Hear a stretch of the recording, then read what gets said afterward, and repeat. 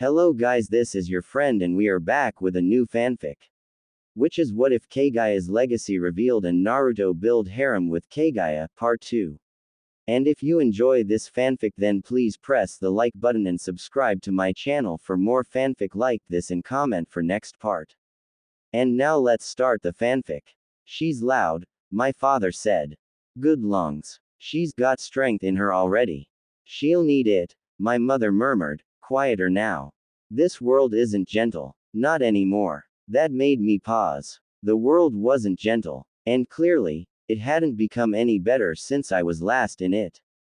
Still, I didn't let my thoughts spiral. I couldn't. I didn't have that luxury. I had to be patient. I had waited over 1,000 years for a second chance.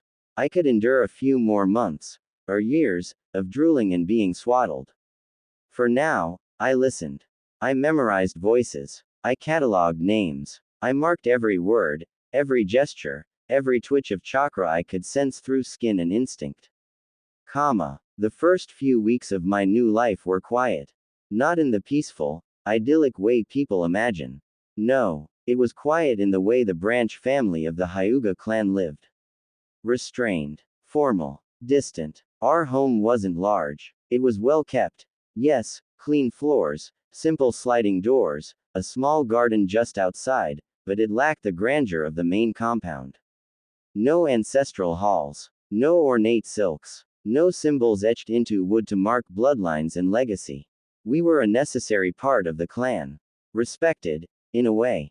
Trusted, in another. Owned, in truth. I spent most of my time held by my mother, a woman with tired eyes and hands that bore the roughness of someone who worked more than she rested.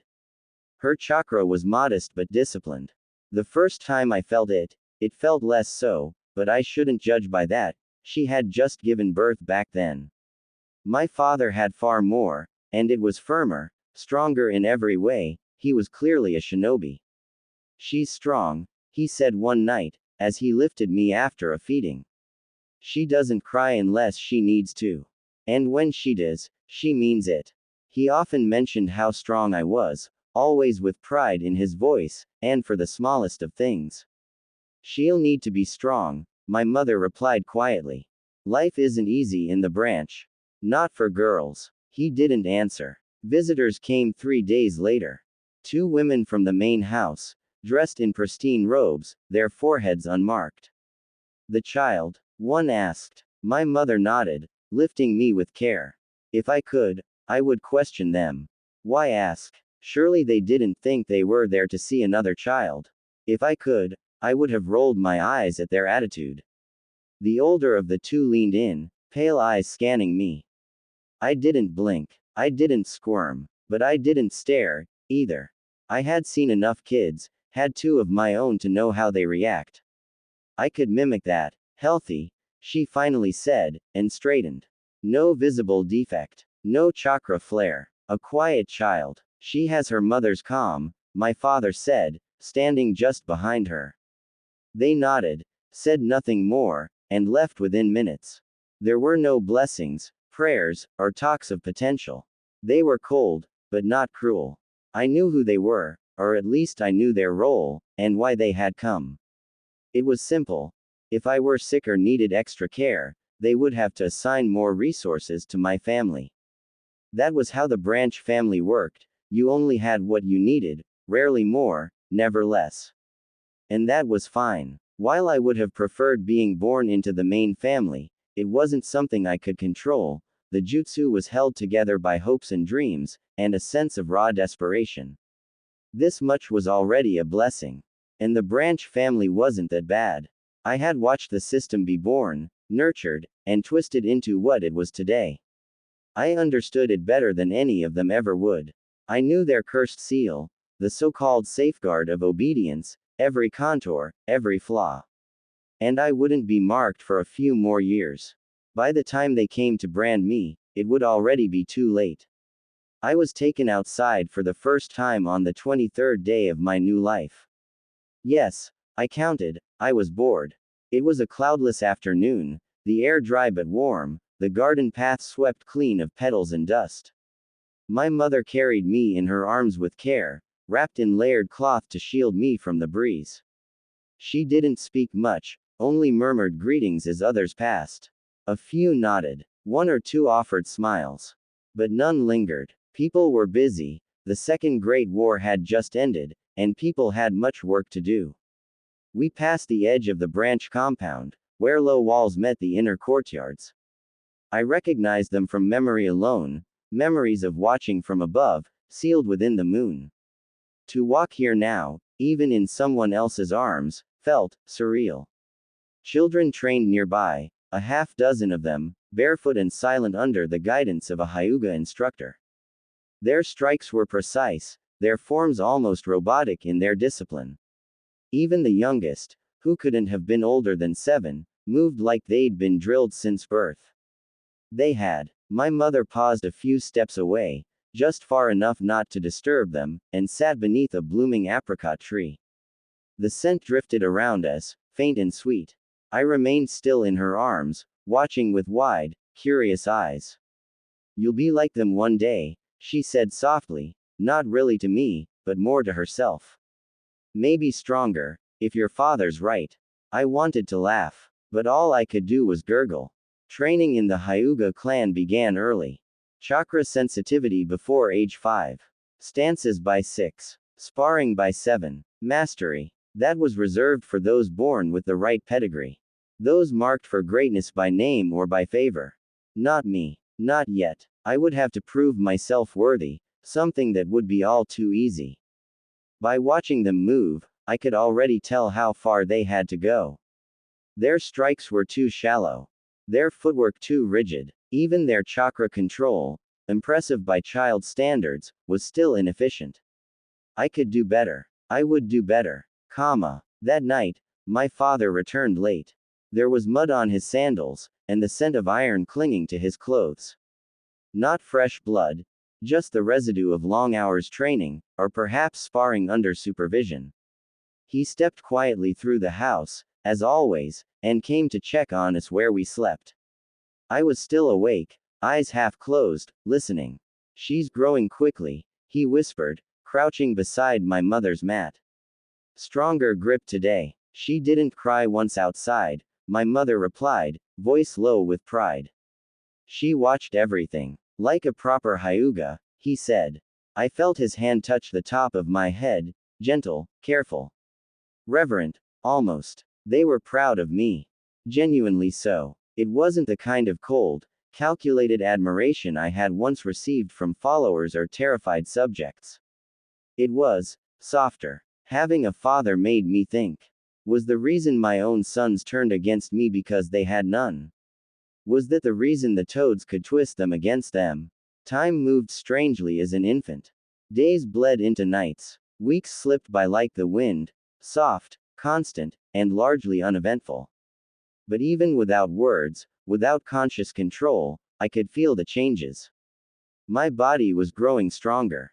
Muscles that once trembled from the effort of lifting my head now supported brief, wobbly pushes. My arms were clumsy, but no longer useless. My legs kicked with purpose. And then, after days of failed attempts and face-first collapses, I began to crawl. It wasn't graceful. In fact, it was embarrassingly awkward. I hated it. The lack of balance. The drooling. The way my mother clapped softly every time I moved a few inches forward like I'd just saved the world. But I kept doing it. Because it meant movement. Freedom. Independence. It meant control, something I hadn't truly had in a very long time. And with movement came opportunity. I was no longer confined to just listening. Now I could see. I could explore. I could press my hands against walls and floors and feel history I had once only been able to watch. My mother watched me closely, always nearby, always ready to scoop me up the moment I got too close to the wooden stairs or slid too far toward the door. She encouraged me often, never harshly, never with force, just soft words and quiet smiles. On one of those afternoons, the floor was warm with sunlight. She laid out a cushion a few feet away and placed one of my toys, some carved wooden animal I didn't care about, right in the center. "Come on, Yuki," she said gently, her hands resting in her lap. You can reach it. I know you can. Yuki. That was the name I had been given in his new life. Apparently, it was a rather common name in the Hyuga clan. Not the most original name, given our pale skin and white eyes. We even mostly wore white, the entire clan loved that color, and now I was pretty much named after it. Although it could have been worse, I heard someone call another child, Sakura. Getting that name would have been a disaster. I pushed forward with shaky arms, dragging myself 1 inch at a time across the mat. My balance was still pathetic.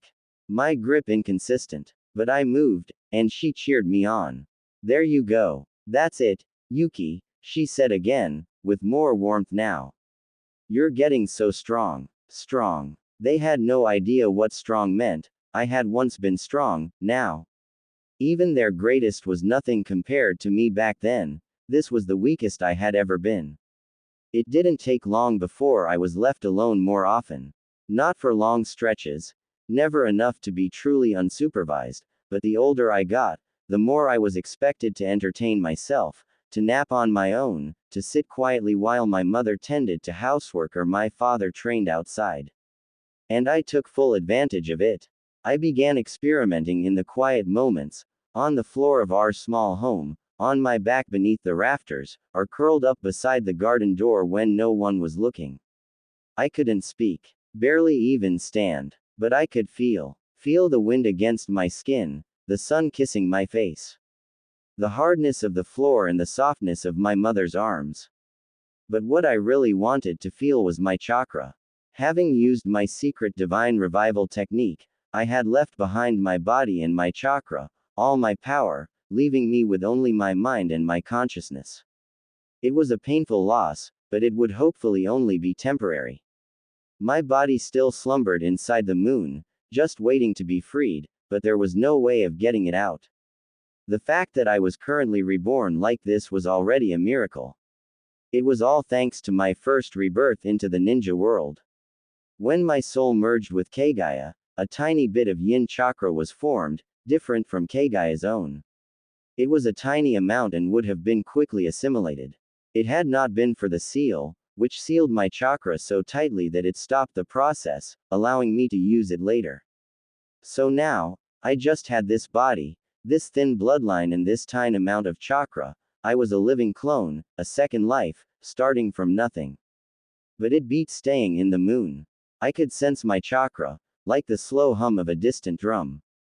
The first time I touched it, it was by accident, just a ripple beneath my skin when I grew frustrated trying to reach a blanket.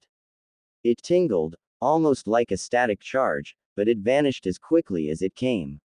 So I practiced. Not boldly, not foolishly, just small things. Breathing slowly, holding focus, feeling the flow of chakra in the tips of my fingers. Most children wouldn't start training until they could walk. But I had waited too long already. I wanted my Byakugan. No, I needed it. It was the tool I had always relied on, even more than the Rinne Sharingan. The Byakugan would let me see, truly see, again.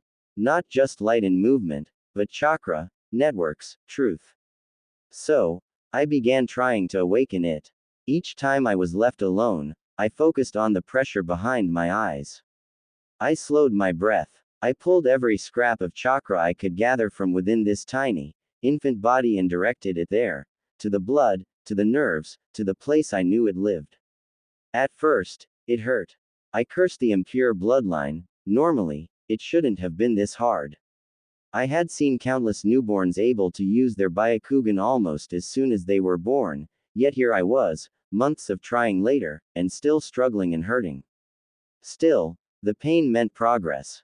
Soon I began to feel something. A weight behind my eyes. A fair of pressure when I focused hard enough. Still no chakra burst, no white field of vision, no clarity of veins or tenketsu. But the gate was there. Closed. Waiting. One afternoon, as the sun sank low and my mother stepped out to speak with a neighbor, I tried again. I lay on my stomach, arms folded beneath me, and closed my eyes. The main hall of the Hyuga estate was quiet, the kind of silence that pressed against the skin like fog. Tatami mats stretched in perfect lines beneath the gathered elders, their pristine robes untouched by even a thread of dust. Lanterns fared softly, casting long shadows across the polished floor. This was not a casual meeting. I assume everyone is aware of the child in question, said Lady Haruka, eldest of the main house council. Her voice was smooth, unhurried, but carried the weight of someone used to being obeyed.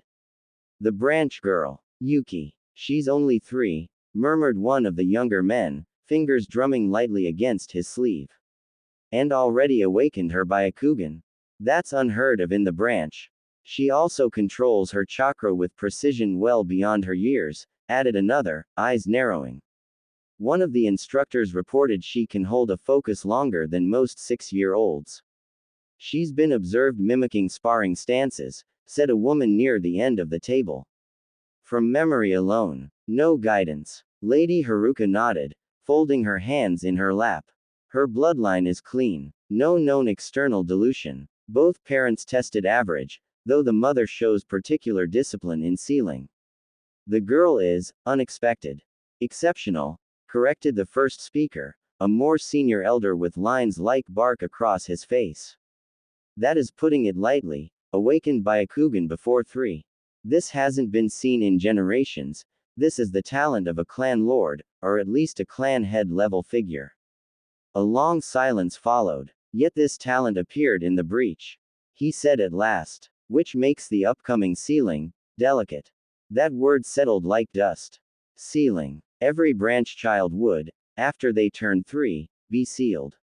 The ceremony didn't happen every year, so some children were 4 or 5 by the time their turn came. But Yuki complicated that. She should not be marked, one voice dared to say, low and firm. She is too valuable. We should begin grooming her for a support role in the main house. To elevate a branch child would weaken our authority, another snapped. It sets a precedent. The mark exists for a reason. And what if another clan finds out about her? The older woman countered. A child with prodigious chakra control and an awakened Byakugan at 3 years old. If she were taken, which is why she must be sealed, it would lower her value, make it less likely she is taken. But it would also lower her value to us. Lady Haruka interrupted at last, voice like steel beneath silk. Their discussion continued for hours, only their own pride kept them from coming to blows as the arguments became heated. It is settled, then, Lady Haruka said, her voice regaining that slow, deliberate rhythm. The sealing ceremony will proceed as scheduled. A murmur of agreement followed. Does it have to be this way? The elder with the weathered face asked, though he already knew the answer. She will be sealed, Haruka said simply. Like the rest. There were no gasps, no protests, only the quiet shifting of fabric and the stillness of old eyes. But her future will not be the same, Haruka continued. Hiyashi is young, still in training, but he will be clan head one day. He will need strength beside him. Obedience. Loyalty. Someone we can trust to never turn against the main house. There was a long pause, and then, you mean to tie her to him? Yes. Haruka nodded. An arranged bond. Political and practical. A child of the branch sealed by duty, but protected by proximity. It ensures her loyalty. It ensures our control. And if she resents it? Someone dared to ask. Why would she? She is a branch. Getting sealed is her fate. But she will marry the next clan head. Her children will escape her fate. What greater honor is there? No one argued further. There were no cheers. No applause. Just nods, subtle bows, and the sound of robes shifting as the council rose, their decision sealed with as much weight as the cursed mark itself. Outside, the wind passed through the paper screens with a whisper. Inside, the future of more than one child had just been carved into stone. 2 years later, the seal sat across my forehead. It was truly a masterpiece. Generations of hard work and countless geniuses had poured themselves into making it what it was today. Yet, the seal had changed greatly over the years, from a tool to protect to a tool for control. This had made it less secure, allowing me to influence it secretly. The seal was more than just ink and chakra. it was infusing those with intent, layer by layer, bit by bit, it was art. Dealing with the control elements wasn't too difficult. After all, they applied it on a child, and I might be known as a rare genius, but I was but a child. They would never expect I could influence the ceiling, much less know how to do it. After all, even they didn't know it was possible. But as they placed chakra, ink, and intent on my skin, I too placed chakra and intent into the ink, slowly taking control, making tiny subtle changes. That night, my mother tucked me into bed like nothing had changed. Her fingers brushed over my forehead, pausing slightly at the fresh mark. She didn't say anything, but her hand lingered longer than usual. And I reached up and took it. "I'm fine," I said softly, for the first time in weeks. My voice was small, just loud enough for her to hear. She smiled. I closed my eyes. Let them seal me. Let them plan my future, draw maps of my fate, assign my womb to their heir. Let them think they held power. Because, in the end, it didn't matter. The truth was simple. The courtyard was alive with breath and movement, but none of it touched me. I stood where they placed me, among the main family's heirs, a rare thing for a member of the breach house. But my talent was beyond most. Even the two twins, Hiyashi and Hazashi, were slightly less talented than me. It wasn't much, and likely I wasn't more talented at all. My blood was poor. My parents weren't anything special. They were good people, but they weren't strong. It was simply that I knew what I was doing. I was no mere child, which gave me an advantage in the early stages. I had plans for how to keep that advantage, and even grow stronger, but for now, I was close to the level of those two. Form 5, the instructor called out. We moved together, a line of children shifting into motion. Sand crunched beneath our feet as stances widened, knees bent, and arms swept into position. Right leg slides back at a 45-degree angle. Left arm extended, palm forward. Shoulder low, chin tucked. The twins, Hiyashi and Hazashi, were directly in front of me. Their movements were mirror images, fluid and compact. Both had excellent posture, though Hiyashi's transitions were slightly smoother. Hazashi's foot placement was just a little shallow on the inward step. It threw his weight off, nothing major, but just enough to notice. I adjusted my timing, not to match them, but to move with just enough variation to avoid perfect synchronization. Arms rotated up, guard position. Twist the hips. Drop the center. We flowed into the forward step. Strike, pull, strike. Chambered elbow, driving palm. I completed the sequence, then reset with the rest of them. No chakra yet. This part was still basic taijutsu formwork. Foundational but important. The instructor moved along the rows with his hands clasped behind his back. His gaze swept over each of us like a cold breeze. Repeat, he said. Again, we shifted into motion. This time, I added a subtle change to my wrist angle, rotating inward, applying the actual contact rotation that the gentle fist required for precision chakra disruption. The others were still drilling by muscle alone. I was practicing the full expression. 3 more repetitions passed. When the instructor called for a break, we all stepped back in sync, straightening as one. Sparring rounds begin in 2 minutes, he said. Pair off with someone of equal level. I remained where I stood, eyes scanning the courtyard. Hiyashi turned, his pale eyes meeting mine. He gave a slight nod.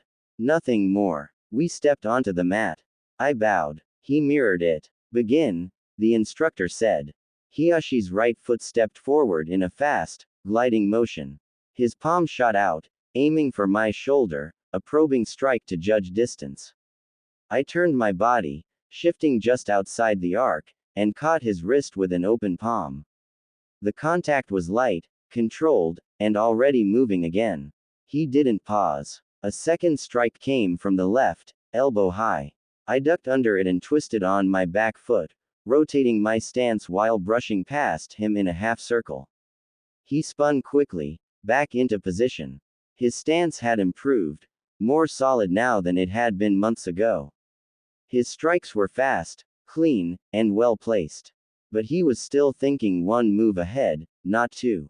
I waited for the feint. It came from his right hand, snapping forward, not quite overcommitted. I let it pass, dodging just enough, and stepped into the narrow blind spot it created. My hand touched the side of his robe, no strike, no push, just contact. He stopped moving. I stepped back, letting him reset. His eyes met mine again, a brief fair of thought passing between us. Again, the instructor said. This time he came in faster. No probing. 3 strikes in rapid sequence: chest, shoulder, lower ribs. I deflected each with open palms, my feet gliding across the mat, absorbing the force through rotation. The 4th strike was different, more refined, slower but heavier. A chakra thread laced into it. He had started integrating actual gentle fist technique. I matched it. Our palms clashed. Not forcefully, but precisely. A soft brush of chakra met in the point of contact. The flow rebounded, neither of us pressing deeper. He stepped back. Enough, the instructor said.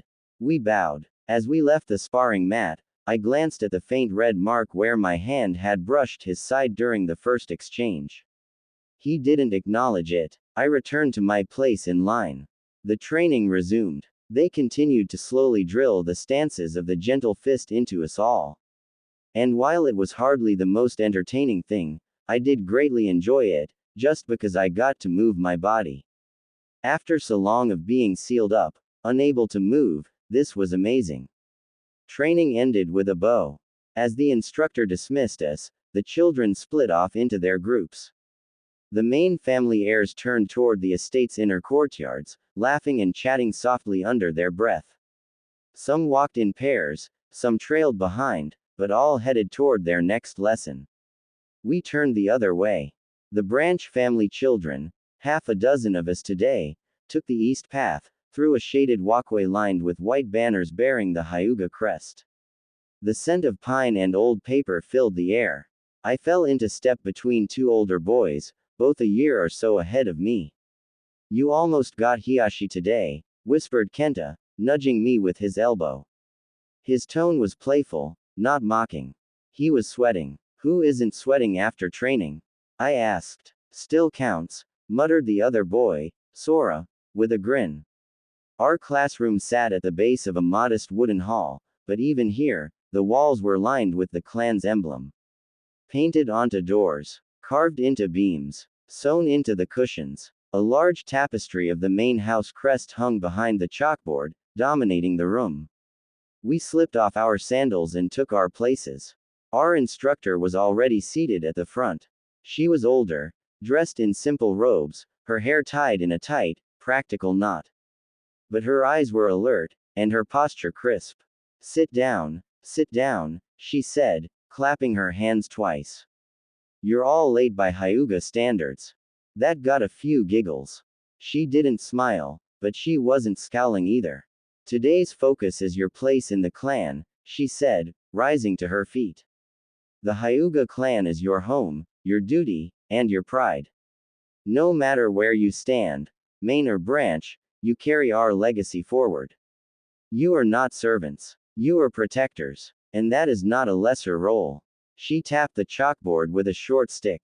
4 kanji were written across it already: loyalty, duty, legacy, unity. These are the cornerstones of what we do, she said. You may not be heirs, but you are still Hyuga. We spent the next hour reviewing symbols, repeating historical names, and practicing the formal speech used when addressing elders. It wasn't all rigid. There were moments when the instructor let us speak freely. A few kids argued over whether the 4th clan patriarch was stronger than the 6th. Someone brought up the time a branch child saved the main house during a bandit attack decades ago. Even the instructor seemed quietly proud as she corrected the details. At the end of class, we stood and bowed together before the crest behind the board. Serve with strength, she said. Protect with pride, we replied. We filed out slowly, the mood lighter than usual. Sora elbowed Kenta. Kenta tried to trip him back. One of the girls was already humming a training song under her breath. I felt a tug at my sleeve and looked over to see a younger girl, Nanako, just turned 4, offering me a round plum candy from her sleeve. It's good luck, she whispered. I saved it. I took it with a nod. The sun had dipped lower, casting long gold beams through the hallways. For a moment, everything felt warm. Life in the Hyuga clan was one filled with lessons and little time for fun. Kids were expected to be trained ninja, elite killers, we were scouts, spies, and we should be able to do first aid, cook, clean, and more. Not to mention that women had even more to learn, given that we were expected to take care of our household once married. And that was even more so for me. Due to my talent, I was to marry into the main family and become the wife of the next clan head. Which would make me Hinata's mother if I were to go down that route. Honestly, I wasn't too keen on that. I was already a mother, and 2 of my 3 children had turned out badly, so I wasn't really feeling for more. Hiyashi wasn't bad, a bit arrogant, but that was expected of him. He took great care of me, always asking if I was okay, if I needed anything. He was a good kid. Which was almost strange considering how he would turn out later, such a bad father to Hinata. What are you thinking about, my little snowflake? A voice came from behind me moments before a large hand settled on my head, messing with my hair. Father, careful, you will mess up my hair. I couldn't help but complain. It was hard enough to convince everyone to allow my hair to grow out fully, when it didn't look like a mess due to him messing with it. Ha ha ha. Don't be like that, you sitting there, deep in thought, it's just too cute. He teased before finally letting my hair be. I was just thinking about whether or not I would join the academy. I quickly came up with an excuse. Ah, he sighed. I doubt it. The clan has already sent both Lord Hiyashi and Hazashi this year, so the chances of them sending more next year are slim. But don't worry, the academy is mostly a waste of time anyway. I flashed him my best smile.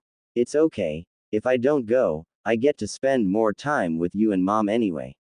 My words just caused him to laugh happily and mess my hair up further, much to my dismay. I was used to long hair, it felt right, not to mention my Ten no Ito Shibari worked best the longer my hair. And while I couldn't use such powerful techniques right now, I still hope to be able to do it again. Dear, leave little Yuki's hair be, she spends so much time taking care of it. Mom decided to come to my rescue. She stepped out onto the porch, sleeves rolled up, hands still dusted with flour from whatever she was baking. Her hair was tied back in a simple bun, and her smile was soft, worn at the edges by years of service and early mornings, but no less genuine for it. Father leaned back dramatically. Ah, I've been defeated by the alliance of women. Mom rolled her eyes and walked over to sit beside me, brushing a bit of dust off my shoulder. It's not an alliance. You're just mean to her hair. I leaned against her lightly. Her presence always carried warmth, grounding, comforting. I might be countless times older than her, but something about it still felt good. It is an alliance, all against Dad and his hair-ruining ways. I joked as she started to gently comb her fingers through my long, snow-white strands. We sat in silence for a while, listening to the wind rattle the bamboo chimes above the porch. Somewhere nearby, a group of kids were practicing stances, loud enough to hear grunts and sandal slaps against stone. Probably Kenta and Sora's group. Kenta always yelled when he kicked too hard. I should go train too, I said after a moment. I can't afford to fall behind. Who's behind? Father scoffed. You're faster than most adults I know. But still not fast enough. I stood, brushing off my sleeves. I need to be stronger. Mom gave me a look, gentle but firm. Just remember to be kind too, not only strong. I didn't answer. I just nodded. She was a great woman. She wanted me to be a child, but in this world, there were no innocent childhoods. More so since I knew that it wouldn't be long before war once more took hold of this land. And the third great ninja war would be horrible, needing even children to fight. Waving to them, I took off running. I needed all the training I could get. The gentle fist wasn't bad at all.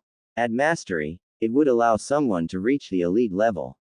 And with proper use of the special techniques that came from the gentle fist and the Byakugan, one could reach the level of a clan head, which was the old term for someone who had the strength of an elite Jonin. To reach the level of clan lord, or Kage, the gentle fist alone wouldn't be enough. But it was still important. It was the first step I could take towards power. And I could take it freely under the protection of the clan. If I wanted to start using the many jutsu I had learned while inside the moon, the clan would never agree. And I had no intention of trying to fight them just yet. I was far from ready. Hey Yuki, come join us, Nanako shouted as soon as I got over to them. She waved both arms in the air like she thought I wouldn't see her otherwise, despite the fact that she was the only one in our little group who wore a bright pink sash over her training yukata. The others, Kenta, Sora, and Toshi, had already spread out across the courtyard, sandals kicked to the side, feet planted firm in the packed dirt. You're late, Kenta grinned, bouncing on the balls of his feet. We already did warm-ups, and Nanako cheated. I did not, Nanako protested. You're just sore because I got through the kata faster than you. Because you skipped the breathing breaks, again. I stepped into the circle and dropped my stance. I'll settle it, I said calmly, letting chakra flow into my palms. Loser gets water duty. Oh, now you're in trouble, Sora laughed, backing up and settling into a wide-legged stance. Yuki's got that look. You're gonna get smacked, Kenta. Not this time, he said, eyes shining. We paired off, me with Kenta, Nanako with Sora. Toshi volunteered to count us in. 3, 2, 1, go. Kenta came in fast, leading with a low strike meant for my side. I twisted my hips, sweeping his palm aside with an open hand, and stepped in with a light counter. He ducked, feinting a sweep with his leg that forced me to hop back, but I caught the motion early. He'd gotten faster. I adjusted my footing, catching his next strike mid-flow and turning it into a grappling movement. Not to overpower him, just to shift his balance. He stumbled slightly, caught himself, and grinned. Almost. Almost isn't enough, I said, and tapped his shoulder, right over a chakra point. He froze. That was cheating, he muttered as he relaxed, rubbing his arm. You went for Tenketsu. You would've, too, I said. You're not wrong. Across the courtyard, Nanako had Sora in a headlock, both of them laughing so hard they could barely stay upright. Toshi was doing cartwheels for no reason at all. This was what we got instead of a normal childhood. It wasn't much, but it was ours. We spent the next hour cycling through drills, switching partners, practicing strikes and blocks until the skin on our palms stung and our sleeves clung to sweat-damp arms. But no one complained. These moments, rare as they were a kind of peace. After our final set, we all collapsed in the grass by the garden wall. Nanako passed around a pouch of salted plums she'd stolen from her older brother's snack drawer. Sora flopped back into the shade with his arms behind his head. You think they'll let us go to the academy next year? Toshi asked, chewing thoughtfully. No chance, Kenta said. They already sent Hiashi and Hazashi. They won't send more until they graduate. I tuned out their conversation. I didn't care much for the academy. The clan sent a few kids there, mainly because it was pointless. We fought using the gentle fist, which couldn't be learned there. And the knowledge taught was also not all that useful. The clans all had their own systems for training their young, which had been developed over centuries. So the academy was mostly for civilians, and the clans only sent kids there for political reasons. After all, the Hyuga clan has hundreds of kids of all ages, enough to fill entire classes at the academy. So why even bother at that point? No, we were trained at home, where we would learn to put the main family before anything else, be it ourselves or the village. I'm sure the Hokage didn't like that one bit, but he couldn't do anything. We were little more than slaves to the main house.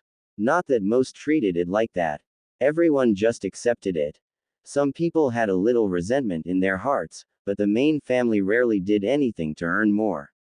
While they sat back and enjoyed the hard work of the branch house, it wasn't like we suffered under them. Nanako flopped down beside me and stretched her legs with a dramatic sigh. My arms are going to fall off. You've said that every day this week, Sora muttered. One day it'll be true, she said, and then you'll be sorry. Kenta laughed and leaned back on his elbows. If your arms fall off, we'll just reassign water duty. Hey, I already lost one match today. Don't push your luck. I smiled faintly at their voices, half listening as I traced a pattern in the dirt with my finger. You're quiet today, Toshi said, nudging my side. Thinking again. Always. He gave a little laugh, but didn't press. None of them ever did. We sat there a while longer before we were called back by one of the older cousins. Time for afternoon chores. Some would go to clean weapons, others to scrub hallways or help in the kitchens. I'd be assigned to scroll copying again, no doubt. Nanako groaned and rolled to her feet. Come on, let's go. If we're late, they'll make us polish the dojo floor again. You mean you'll be late? Kenta teased, jogging ahead. I swear I'll throw my sandal at you. She called after him, already laughing. We followed in pairs, light-hearted but moving with purpose. That was the Hyuga way. Duty, always, just softened when no elders were looking. As we walked past the stone lanterns near the side gate, I glanced back at the courtyard one last time. It was empty now, silent, but I could still feel the energy lingering in the air, scuffed dirt, echoes of laughter, the ghost of a strike still hanging in the space between where Kenta and I had clashed. This was our world. Harsh, disciplined, weighted with expectations. But still, in tiny cracks and rare afternoons, it felt almost like a childhood. It was this rare peace that made people fight so hard for the village, because it had been absent during the warring clans period. When clans clashed constantly, and you never knew when you would be attacked. However, this peace was false, hollow, since it had been bought with so much blood. And it wasn't even adults who paid the price, every way was fought with little kids my age. All went out to fight for a village that should have protected them, instead, they gave their lives protecting it. Morning, Sensei, I greeted as I reached the training hall. Morning Yuki-chan. I trust you are prepared for today. Yes, I said, fully aware of what path I had started now. While the village had its academy and genin teams, the clans had their own systems. In particular, the Hyuga clan had a system built over generations to ensure the safety of the main family. Since members of the main family sometimes had to leave the safety of the clan had teams ready to protect them, and that hadn't changed just because the clan had joined Konoha. And if you could fight, there was a good chance you would end up in one of these teams for a while, at least until you started a family, and with a war coming up, nearly all the young kids had to join. Good. You will be joining me and my team from now on and taking on missions for the village, Kazu-sensei said, stepping aside and gesturing for me to enter. The two others turned as I stepped into the room. Both were maybe a year older than me, standing straight-backed with their hands folded neatly in front of them. One was tall and thin, with a long face and a quiet, unreadable gaze. The other was shorter and broader in the shoulders, his arms already crossed in mild defiance. They didn't look surprised to see me. This is Yuki, Kazu-sensei said. She's your new teammate. From today onward, the three of you will train and operate together. You'll learn to rely on each other, and keep each other alive. The taller one bowed his head lightly. Welcome, he said. I'm Iwata. The other gave a short nod. Takeshi. I mirrored the bow. Yuki. That was all the greeting we had. No talk about dreams, or likes, or dislikes. Not in this clan, not in the branch family. Our dreams were decided for us, to serve the main family, our likes were the family, and our dislikes, that was left unsaid. Everyone knew if we were asked, we would not say the truth, none would mention the seal that sat on our foreheads, but it would be the answer for many. Kazu-sensei stepped forward. You're here because you've all shown talent, and because we don't have time to waste. You're not a genin team. You're a Hyuga team. Your job is to protect the clan's interests, guard the main house when called, and operate in tandem with Konoha forces when required. He turned toward a rack of scrolls and pulled one free. We'll begin with a patrol assignment. Standard border sweep along the northern range. 2 days out. Iwata leads the front. Takeshi supports the rear. Yuki, you'll run center with me. This is more about coordination than combat, so don't look for glory. Look to learn. I couldn't help but be slightly excited. After all, this was the first time I would get to leave the clan, and more so, the village. After so long, I would once more get to run around in my nursery. Iwata glanced toward me as we moved to the gear racks. You've trained with Kenta, right? Yes. He's quick, Takeshi added. But reckless. Aren't all boys reckless? I said without really thinking about it. Kazu-sensei let out a short laugh, sharp like flint striking steel. At least you're honest. We finished preparing in silence. The scroll with our assignment was sealed and strapped to Kazu-sensei's belt. Outside, the morning sun was bright and cold, the air sharp with the scent of pine. I followed my new team out of the clan grounds and then through the village itself. It was still far from how it would look when Naruto would be running around. But his father and mother should be around here somewhere, likely still at the academy. Still, the place was entirely different from the clan, so much more lively, and so much less orderly. The clan was a well-oiled machine, everyone had their place, it was in many ways quiet and peaceful, but out there. Life and chaos were everywhere. It was hard not to stare at everything. Seeing it like this was so different from seeing it from my prison in the moon.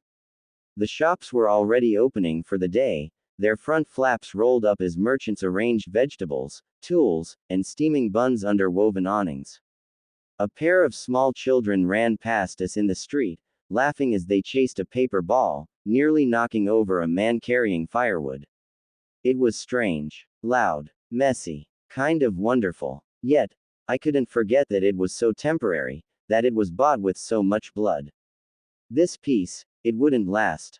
Kazu-sensei gave us a look over his shoulder. This is your first time outside of the clan, isn't it, Yuki? Yes, sensei, it's very different out here. Kazu-sensei gave a small grunt of acknowledgement. Don't get too used to it. Most of our missions will take us far beyond the safety of Konoha's walls.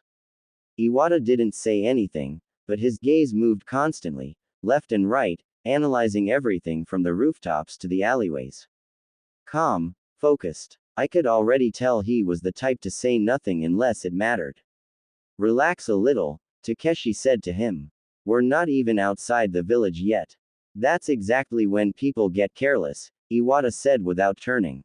I like him, I said, grinning. Takeshi groaned. Not another quiet one. Kazu-sensei chuckled under his breath. Quiet ones live longer. If you ever stop talking, Takeshi, you might make it to 20. Please, I'm a Hyuga, and I would die that easily, Takeshi said with far more confidence than someone with fighter-level strength should have.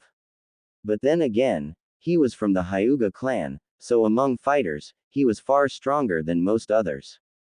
So he did have good chances of winning fights as long as he didn't run into skilled warrior-level opponents. We passed the outer gates a few minutes later, greeted by 2 shinobi with masks pulled halfway down as they munched on skewered dumplings. One of them waved lazily at our team as we stepped beyond the last checkpoint and into the woods. And just like that, the world changed. The trees were tall here, so tall they should be ancient, but they weren't, they were young, fresh, but strong, mighty. I could feel within them the special chakra that helped them grow, would release. I had seen it happen, this forest built almost overnight, and standing now, between those towering trees, I felt all the more impressed by them. Eyes open, Kazu said. Standard patrol route. We'll stop for rest when we hit the ridge clearing. Copy, Iwata said. Takeshi just shrugged and kept walking. I ran center with Kazu-sensei, watching the rhythm of movement between my teammates. Iwata was fast but smooth, never jarring his steps or leaving gaps. Takeshi was more restless, his eyes darting everywhere, his movements not messy, but unpredictable. They were good. Better than I expected. Compared to people like Naruto and Sakura, they were godlike teammates.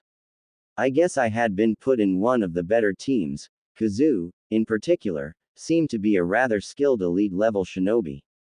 We continued for some time in silence, the only sound the steady rustling of leaves underfoot and the occasional creak of leather straps and metal buckles. Kazu-sensei led us along a winding game trail, one well worn by shinobi boots. The ridge wasn't far now. This part of the forest, he said suddenly, breaking the rhythm, was grown by the first Hokage himself. You can tell by the chakra in the roots. See it? I nodded. It's still strong. I said, looking around openly with my Byakugan. He nodded. Yes, strong chakra is different from most, but all chakra leaves a trace. If you ever see someone leaving a trail of chakra around their entire body without using any jutsu, run. He spent the trip giving advice. Always pointing out this or that. I enjoyed it mostly. Well, it was boring, but being able to jump around on the trees was fun. It was pretty easy. Then again, I had great chakra control, it was just the amount being much less than I would have wanted. Long gone were the days of having an endless amount of it. I can only imagine how I would have looked to the current Hyuga clan. After all, back then, I had horrible control, I would have been a blazing sun. We continued to travel for an entire day. Alright, time to rest for the night. Sensei called as we reached a clearing. Hi, we responded as she stopped, though none of us had jumped down to the ground yet and instead remained on the tree. Byakugan. Takeshi loudly activated his dojutsu, carefully scanning the ground below, as for any traps or enemies. Iwata and I did the same, we just didn't scream the fact to the rest of the world. Seems safe. Iwata commented. Seems fairly used, likely a common stopover for Konoha shinobi, I added. Correct all of you, and you in particular, Yuki, the other two knuckleheads have been told about this, but you did it on your own, very good, Sensei said with a satisfied nod as he jumped down. We quickly set up camp, or rather the boy did, while Sensei guided me on all the things that was involved, telling me what to look out for, why some things were done in certain ways. It was all important information for a shinobi, yet honestly, I didn't care all that much. I wasn't a fan of camping. I wished I had wood release, then I could just build a house to sleep in. Yet, I wasn't blessed with that. Not unless I could recover the 10 tails. And yeah, that wasn't likely anytime soon. For now, all I could do was play my role well and wait. That night, I also learned that camping as a shinobi is even worse than normal camping. Not only do you have to deal with all the normal downsides of sleeping outside, but you also have to be ready to deal with possible attacks, and you have to spend part of the night awake keeping watch. And even if you get some sleep, you can't sleep too deeply, because you have to get up and be ready to fight instantly in case of an attack. When morning arrived, I felt like crap. My back ached. My arms were sore. There were definitely twigs in my hair. I was cold, slightly damp, and kind of bitter about everything. Honestly, why wasn't there a proper safe house out here? We were only a few hours from the village. If this place got so much shinobi traffic, they could at least install a roof and a futon.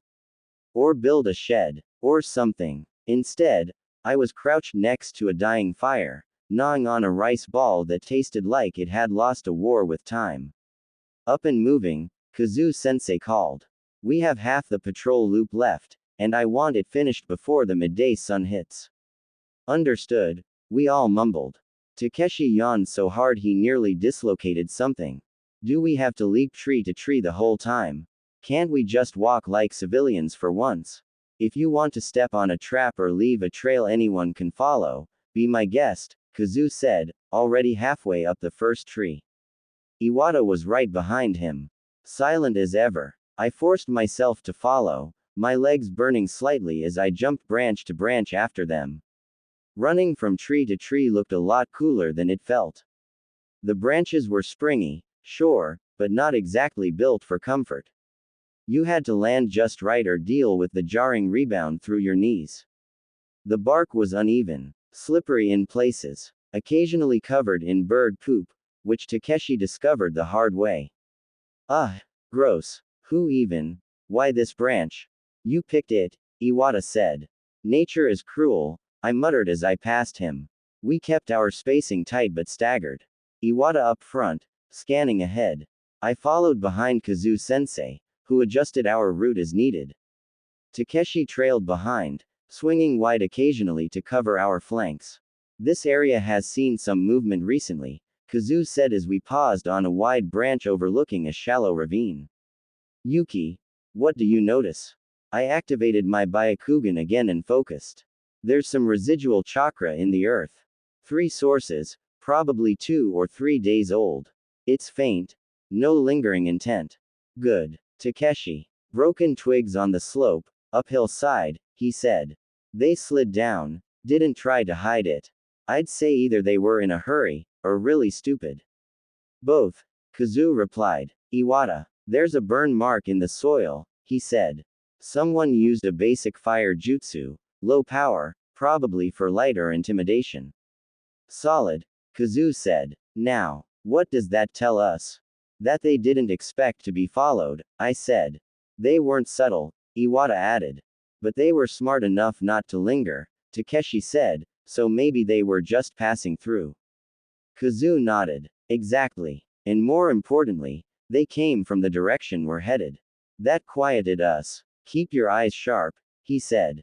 They are likely another team from the village, but you can never be too sure. We nodded, and the formation resumed. The next 2 hours passed in a blur of movement, tree to tree, with the forest stretching endlessly ahead of us. Occasionally Kazu would stop, drop to the forest floor, and make us examine something: animal tracks, disturbed roots, the way sunlight reflected off unnatural surfaces. Everything was a lesson. Everything had a reason. Shinobi die because they make assumptions, he said at one point, holding up a bent twig that none of us had noticed. Or worse, they stopped noticing. It was exhausting. Mentally, more than anything. Every sound, every shape, every gust of wind was something to be considered. There was no such thing as passive observation, not when you were supposed to keep the main house alive. Finally, just after the sun hit its peak, we reached the old marker post that marked the end of the patrol route, a tall wooden spike driven into the earth, carved with faded clan seals and recent scratch marks from kunai. Kazu dropped down and tapped the side of the marker. Patrol complete. Good work. Iwata dropped beside him silently. Takeshi flopped to the ground like a dramatic idiot and let out a groan. I hate tree running. You love it, I said. I love the idea of it. I hate the reality. Kazu rolled out a small scroll and made a note with a brush. Yuki, good awareness today. You're adjusting fast. Thank you, sensei, I said. Don't get why. I won't. Good. We rested there for just a bit longer before heading back. I didn't complain this time. Not out loud. But I did mentally log every bruise and ache and file them under reasons I deserve a bath and warm rice when I get home. Because honestly, that was one long patrol. We reached the outer wall of the Hyuga compound just as the sun began to sink behind the village rooftops. The gates opened without a word, the guards already recognizing Kazu-sensei's chakra signature. As the 4 of us stepped through, I felt a shift immediately, like slipping into still water after a run through the forest. Everything inside was calm, controlled. Kazu-sensei slowed, then turned to face us. Good work. We kept pace, covered the full route, and you followed instructions without getting yourselves maimed. I'm calling that a win. Takeshi gave a lopsided grin. Sensei, your confidence in us is overwhelming. You want confidence. Don't trip on tree roots, Kazu said dryly. Iwata said nothing, but he bowed sharply, as did I. Kazu rolled his shoulder and glanced down the path toward the main house. I'll go report to the elders. You 3 are dismissed for the evening.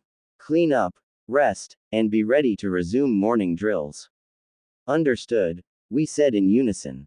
He turned and walked off without another word, disappearing down a branching path that led toward the upper compound, where only main house members and their personal guards were allowed without permission. I stood there for a moment, letting my shoulders relax. The moment Kazu-sensei was out of sight, Takeshi stretched with a loud groan. I swear my spine is permanently misaligned. You need to work on your landing form, Iwata said. I land like a cat. You land like a cat falling off a roof. Rude. I bit back a smile.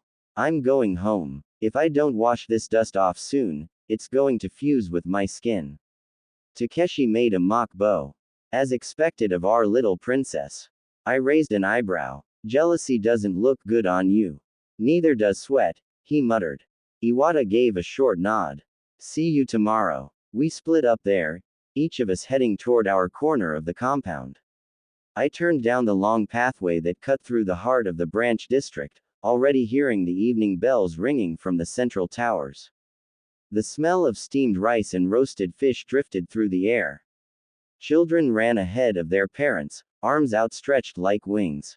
Adults moved with purpose, dressed in simple robes, carrying baskets, water jars, and tools. The Hyuga clan was so very different from what had been described in the anime.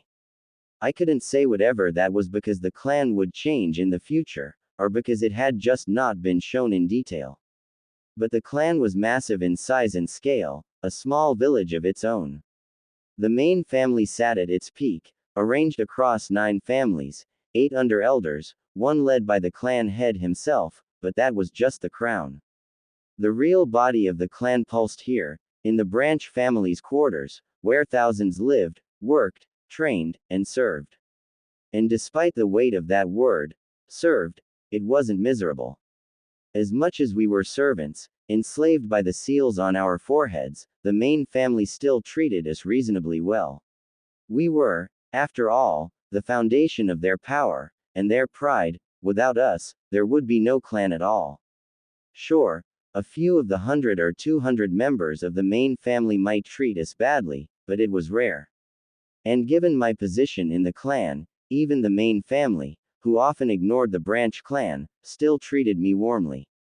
I was, after all, very talented, even if I was only slightly more pure than the average Hyuga, yet my talent with the Byakugan was beyond anyone else's. And that wasn't going to change. Even now, I could open them without hand signs, something most couldn't do until their mid-teens, and even then, plenty less talented clansmen never achieved that feat at all. Honestly, I don't get the point of using such a thing at all. After all, I never used such a thing when I was in my main body. And neither did my son, nor his son. It took many years before hand signs even became a thing. So the fact that people needed it just to use their own eyes was ridiculous. Truly, how far the world had fallen without my guidance. Mom, I'm home, I shouted as I reached our modest little house. The door was already open, and the scent of warm broth drifted out into the evening air. The paper lanterns had been lit along the walkway, casting soft light across the garden stones. My sandals hit the threshold, and I tugged off my dust-covered outer robe with a sigh. In the kitchen, her voice called back. I stepped in and found her at the stove, sleeves tied up, stirring a pot with practiced ease. A half-cut daikon sat on the counter beside her, and 2 bowls were already set out on the low table. You're filthy, she said without turning around. I slept in a bush and got dive-bombed by Takeshi's poor balance. It was a long day. I believe it. She gave the stew a final stir and turned toward me, holding out a damp cloth. Wipe your face before you sit. I did as told, the cloth warm and rough against my skin.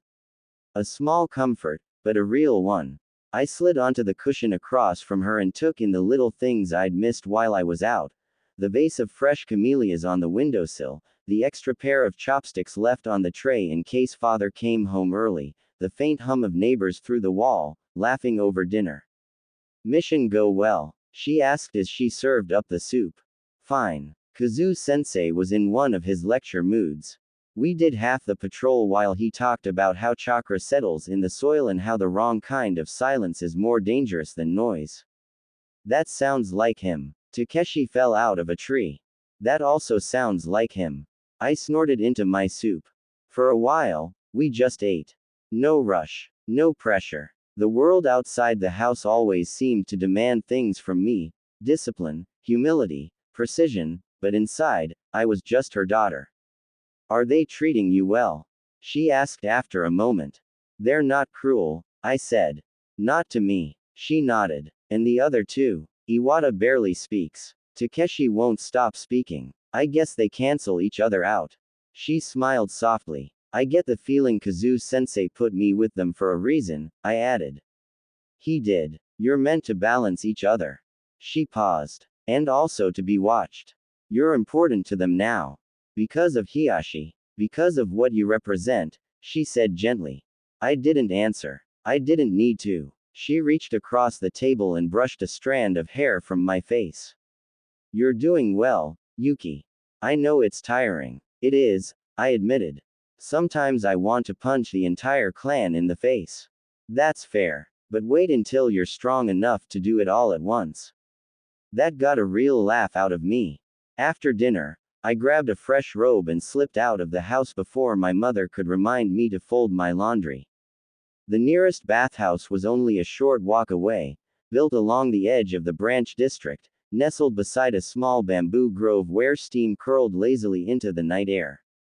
The building itself was plain but well kept, a long structure of wooden walls and frosted windows that glowed from within. As I stepped inside, warmth hit me immediately. The scent of cedar, soap, and mineral-rich water filled the air. Evening, Yuki-chan, the old woman behind the counter greeted. She barely looked up from her knitting. You look like you rolled through a field. Such is the life of a field shinobi. I said. Ah, the glamorous life of a shinobi, she replied with a grin. Buckets are in the usual spot. Don't track mud past the second step this time. I bowed politely and made my way in. The changing room was half full, voices low and comfortable. Most of the girls here were around my age or a little older, already in the middle of drying their hair or slipping into fresh robes. I caught sight of Nanako toward the back, her pale hair tied up in a messy knot as she struggled to fold her towel. You look like someone shoved you through a pine tree, she said as soon as she saw me. They didn't shove me, I said. One of my teammates fell on me. Oh, of course. She gave a dramatic sigh. Boys. We walked into the bathing room together. Steam rose in soft clouds around the edges of the spring, and the sound of running water echoed gently off the tile. I slipped onto a stool and started scrubbing down with a firm bristled brush. Nanako sat beside me, humming softly. I heard Kazu-sensei took you out, she said. First field run. Yeah. North Ridge Patrol. Fancy. Not really, I said. Kazu lectured the whole time, and my two teammates were troublesome. I could have used another girl on the team. Tell me about it, Nanako sighed. I got stuck on inventory duty this morning. Do you know how many different kinds of gauze there are? Too many. 17. 17, Yuki. I blinked. That's actually impressive. I know, right? She huffed, scrubbing behind her ears. And the worst part, if you mislabel even one, the senior medics treat you like you tried to poison someone. I couldn't help but smile. Once clean, we slid into the bath, the hot water lapping gently against our skin. The heat settled into my muscles, chasing away the cold from the forest trail and the stiffness from the hard tree limbs we'd slept on. Around us, a handful of other girls were already soaking, chatting quietly or leaning against the stone ledges with their eyes closed. Any weird encounters? Nanako asked after a while. Bandits. Traps. Rabid squirrels. Nothing like that, I said. Just signs that someone passed through a few days ago. Kazu said not everything out there is dangerous, but that you should act like it might be anyway. Sounds about right. We lapsed into a quiet moment, just the soft sound of the water and the low murmur of other conversations floating around us. Then one of the girls across the spring called over, So, is it true you're going to marry the clan heir? I let out a slow breath. That question again. It's been discussed, I said, keeping my tone light. Lucky, someone muttered. You'll get the best silk robes and won't have to work again. Yeah, and your kids will be part of the main family. It's like a dream come true. Nanako added. To which everyone swooned. It was almost like a fairy tale. The commoner marrying the prince. And it was really close to that in reality. I knew the story well. So did they. The way they looked at me sometimes, like I had already stepped into silk slippers and moved into one of those airy, perfumed rooms on the main family grounds, it was flattering, I guess. If only they knew what that actually meant. Just don't forget us when you move into the big house, someone joked from across the pool. Especially not if they've got heated floors, added another. I smirked and let my head tip back against the stone. You act like I'm leaving tomorrow. Maybe not tomorrow, but you're already halfway there, Nanako said, nudging my leg under the water. You're the only one our age who gets tea invitations from the main house. They don't invite me for my tea skills, I muttered. No, she said, but they do ask you to stand behind Hiyashi-sama during formal events. That counts. I didn't reply. I didn't have to. They were right, after all. The elders had already started positioning me. The extra etiquette lessons. The silences in rooms I wasn't meant to hear. The way some of the senior women had started calling me little lady instead of by name. But that didn't mean I liked it. Another girl sank deeper into the water and sighed dreamily. Imagine getting to wear real gold embroidery. I bet they even have pillows that match their formal yukata. I'd settle for a robe that wasn't patched on the elbows, someone else said. Laughter rippled around the bath, but it was gentle, never bitter. That was the thing about the Branch family. We knew our place. But we still dreamed. After a while, the chatter faded into lazy quiet. The water steamed around us, and I let my eyes drift shut for a moment, breathing deep. Warmth. Laughter. The scent of cedar. The courtyard had been cleared before sunrise. Dust had been swept, stones scrubbed, and fresh mats laid out along the eastern wall, where a row of main house elders now sat under the shade of the Sakura pavilion, robes stiff with formality and eyes sharp with quiet judgment. I stood barefoot in the center of the training floor, sleeves rolled back, toes pressing lightly into the polished stone. Across from me stood Hiyashi and his twin, both already settled into opening stances. We'd been doing this for months now. Officially, it was joint training. A rare opportunity for the clan's brightest to hone their skills together. Unofficially, it was a spectacle, a quiet performance for the future of the Hyuga clan. The main house's heirs against the most talented branch girl in a generation. And I was expected to keep up. I cracked my neck once and brought my hands into position. Begin, called one of the elders. The elder's voice had barely faded when Hiyashi lunged. His front foot kissed the mat with barely a sound, his right palm arcing in from the side, not a brute force strike, but a flowing motion aimed at my left shoulder. Just beneath the collarbone, a tenketsu point. Disrupt that, and my entire left arm would be numb. I shifted weight onto my back foot and turned with him, letting his strike pass by like water around a stone. My right hand fed up, fingers outstretched, not to hit, but to redirect. Gentle contact. That was the core of the gentle fist. Redirection. Precision. He didn't stumble, of course. Hiyashi never did, but he took the signal. I'd seen it coming. The moment passed, and then his brother was there, circling from the right, low and fast.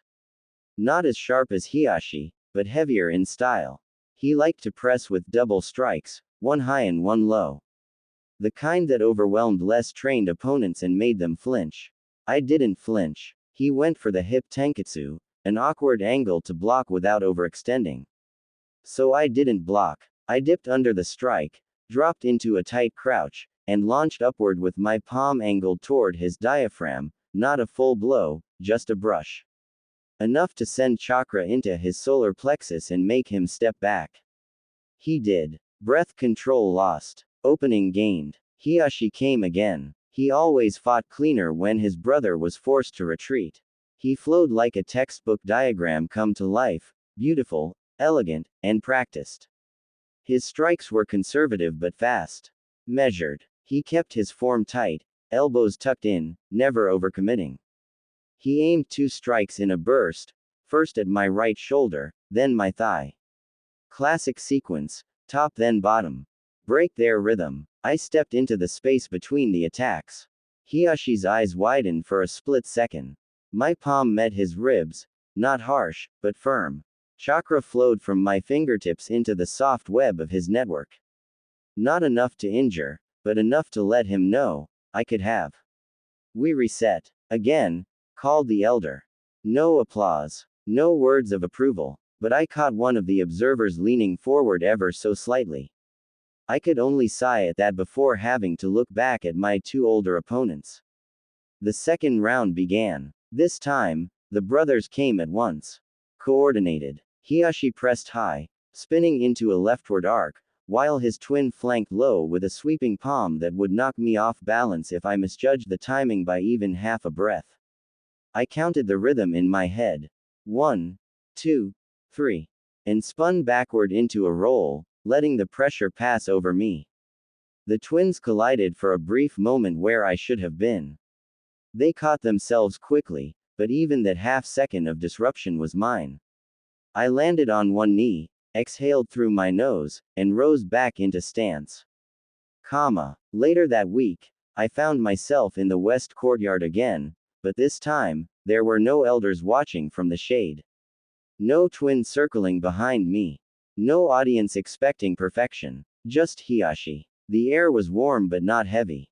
The sky was clear. The courtyard itself was quiet, tucked away behind a long wooden veranda where someone had set out a water jug and 2 towels. Hiyashi stood barefoot on the mat, arms loose at his sides, posture already settled into the ready stance. Sorry, he said as I approached, for the other day. I stepped in too hard on that last sequence. You always do, I replied. But I'd rather you try than hold back. That earned me a nod, his version of a smile. We stepped onto the mat together and took our stances.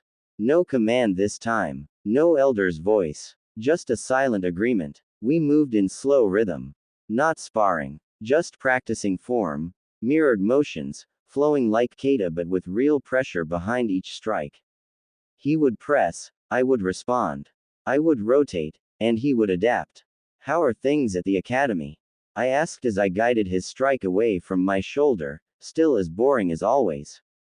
Hiyashi adjusted his stance and came at me again, slower this time, less intent to hit and more to maintain the flow. Boring, yes, but predictable, which is better than some of the politics they make me sit through. Politics already, I parried, angling my palm to brush against his wrist before resetting. You're what, 12, almost 13, he corrected. And yes, they've already started testing how I hold my tongue. I laughed softly. Do you pass? I don't speak unless I have to. That usually works. He stepped into another form, left foot sliding smoothly, hand raised in a palm strike that I met with both arms, crossing to absorb the motion. His weight shifted in response, but he didn't try to overpower me. He just flowed back into guard. I envy that, I said. If I go too quiet, someone starts worrying I'm plotting something. You are plotting something. Yes, but I don't need them knowing that. That earned the faintest twitch at the corner of his mouth. Not quite a smile, but something very close. We circled again, fluid and practiced. The courtyard's silence made every step feel crisp. There was no pressure, no seal bearing down, no expectations echoing off the stone, just the rhythm of our breathing and the tap of bare feet. The war will break out soon, won't it? I asked. Yes. What will the clan do? He paused. We will do our part as a clan of Konoha. I hear that they plan to send as many as 200 of the branch house out, and that the 4th elder plans to send out someone from the main house. I didn't take advantage of his mistake, it wouldn't be fair, and this wasn't a fight to the death.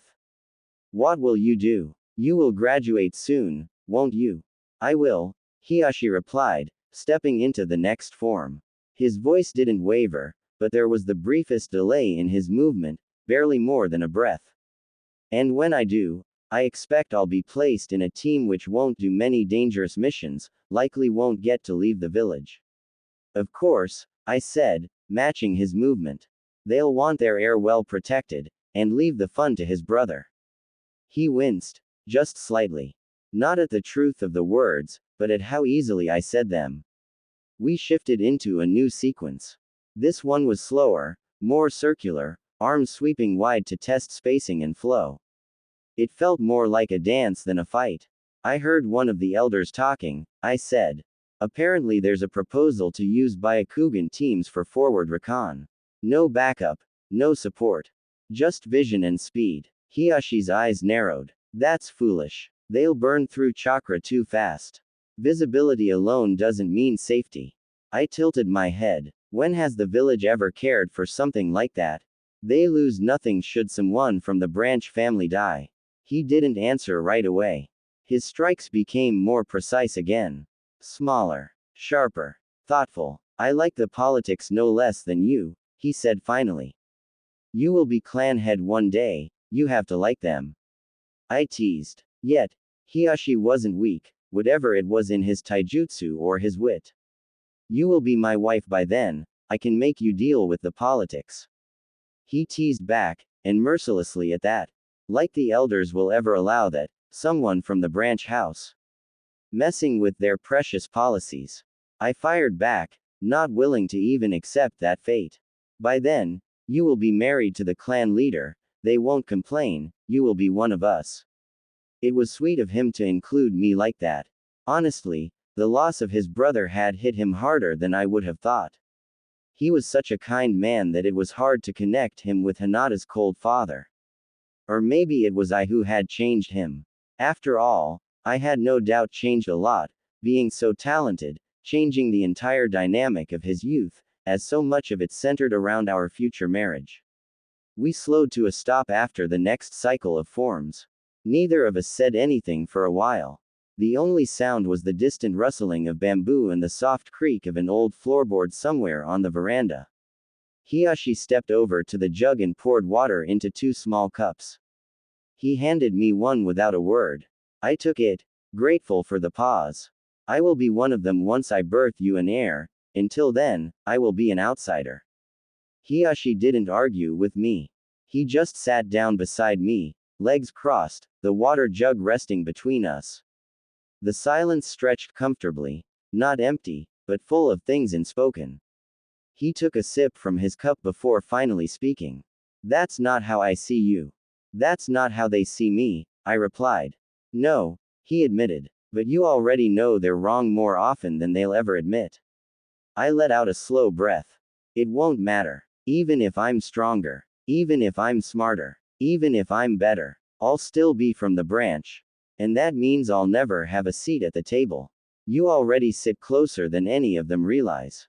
Only because they think it'll become your property. He flinched. Visibly, this time. Not offended. Just struck by the truth of it. I don't want that, he said, looking at me now, fully. Not for you. Not for us. I studied him for a moment.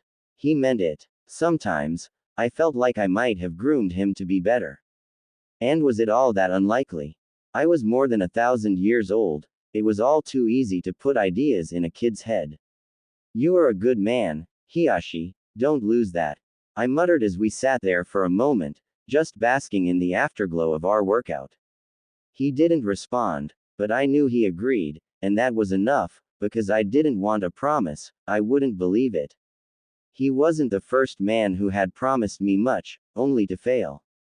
Though at least he was better than my ex, Hiyashi might have been a to Hinata, but he never tried to kill his wife and their unborn children. So yeah, not a high bar to clear, but given the amount of things I had seen from within my seal, it was honestly surprising how many people failed to clear it. Before long, the third great shinobi was in full swing. And it wasn't pretty. Compared to the wars before it, this one was many times more brutal. And it would be long, very long. I wasn't sure about how long it would last, I can't remember if it was even mentioned in the anime, and even if it was, I had experienced more than 1,000 years since then. Chakra might help with the memory, but it had its limits, remembering unimportant details from that long ago was beyond even me. But I still knew it would last long, because Minato would be key to ending it, and he would be around 20, maybe a bit older, and he was currently around 15, so at least another 5 years of war. Though it could be longer, as the world hadn't been at peace for the last few years, while war wasn't declared, at least formally, that might just be to keep morale up. It was entirely possible that history books would mention the war starting as much as 3 years ago. As for myself, I had fully skipped the Genin arc. But then again, the Hyuga clan wasn't known for its Genin, or as we still called them, fighters. The old ways still dominated the large clans, ranks such as Genin, Chunin, and Jonin were still just being adapted. We still used the old names, fighter for Genin, though who could fight, often too young to take to the field, but in an emergency, they could fight. Warriors, the backbone of any clan, the Chunin level force, they were the main fighters, the main warriors, hence their name. The Hyuga clan in particular was famous for its massive number of warriors. This was due to the Byakugan and Gentle Fist, which were overwhelmingly powerful at the early stage. Genin level people just didn't have the skill or chakra to throw around ninjutsu at will. This meant that people mostly used low-level genjutsu and taijutsu, both things the Hyuga clan could deal with. So the Hyuga clan had the highest amount of warriors, while the Uchiha clan had the most elites, or Jonin. The elites, the true might of a clan. Even the Hyuga clan had a good amount of those, but using only taijutsu had its limitations when it came to the highest levels of power. Even the number of those reaching the elite Jonin level within our clan was very limited, but honestly, those were rare. It was, after all, the level of a clan leader. Even the Uchiha clan and the Senju clan only have a few of those, and the Hyuga clan even less, mostly just 1 or 2 at a time. I wasn't at that level yet, though it was only a matter of time before I reached it. I had, after all, mastered the Gentle Fist to a high level, and that included the more powerful techniques normally only taught to the main family. And while I knew these because I watched them be developed from within the moon, I could openly use them due to my being taught them by the main family. They honestly weren't too bad. The entire system, while oppressive, wasn't without hope. While none could escape the fate of being sealed, one could ensure that their children wouldn't be. The only thing with Hiashi and his brother was unfortunate. The problem was that Hiashi would be the future leader of the clan, and because Hisashi is his identical twin, he couldn't be left unsealed, as that would open up the possibility of him killing his brother and replacing him. It was unlikely, but the chance was there, so he was sealed. If not for that fact, he would have been left unsealed. After all, the main family didn't seal their children, not often. As long as a member was strong enough or talented enough, they could ensure their children weren't sealed. This pushed the entire main family to train hard, ensuring that the main family was strong, mostly elites. This was the reason they could hold power, other than the seal itself. At times, someone wouldn't be able to protect their children, and they would be sealed and sent to the branch. This was the flow of blood. The main family would take in the purest blood, the greatest talent from the branch family, like myself, and allow their weakest blood to enter the branch. This maintained the purity to the max, stopping the outflow of the Byakugan. A certain level of loyalty was expected, and I did everything I could to project that, and it worked. I was treated like if I was main family. Still, that didn't mean I didn't have the duties of the branch. I was expected to protect the main family members, to stop the loss of the Byakugan. It was the one thing all members of the clan agreed on, main family or branch, under no circumstances could the Byakugan be stolen. Yet, the main family couldn't hide away, and certainly not now, during this brutal war. While it wasn't in the most brutal phase yet, when even fresh genin would be sent out, it still required the clans to push themselves. Chunin and Jonin were desperately needed, which meant the main family had to step up, since the branch had plenty of warriors, but few elites. So, I was given my own team. I was already considered an elite, or, as Konoha saw it, a Tokubetsu Jonin. After all, I wasn't good at much else but taijutsu, or at least the world wasn't aware of any other skills. Outside Konoha, near the land of bears, my team and I came to a stop. Alright, let's rest here, we won't be able to reach the target even if we run all night, so let's rest while we still can. Hi, X7. My team was a large 8-man team, mostly from the Hyuga clan, but it also had a Nara, an Inuzuka, and an Aburame. It was a sensor team on a mission to aid the front with scouting. The Nara, a young man named Shikoto, was there to help analyze the information we gathered about enemy movements.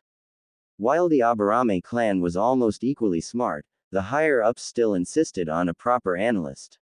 Say, you okay kid? I couldn't help but ask him, given how he was panting like a dog, well even the literal dog in the team wasn't panting like him so. Yeah, the guy was wiped out.